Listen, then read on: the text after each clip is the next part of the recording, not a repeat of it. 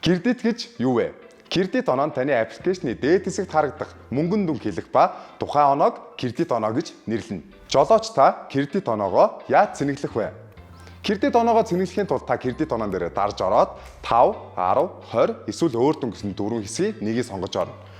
Нэгийг сонгож орсноор таны дэлгэцэн дээр төлбөрийн хэрэгслийн мэдээллүүд гарч ирэх ба та өөрийн ашигладаг интернет банкыг сонгож ороод нэг хэмжлэл авч кредитээ цэнэглэнэ.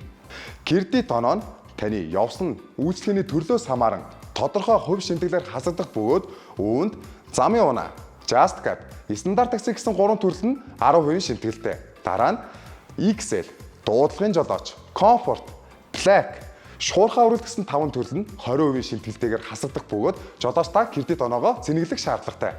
Анхаарах зүйлс. Та аяллахаа дундуур кредит оноогоо цэнэглэсэн бол таны мэдээлэлээр кредит цэнэглэгдсэн гэж харагдахгүй бөгөөд аялал дууссаны дараа кредит цэнэглэгдсэн мэдээлэл ирнэ.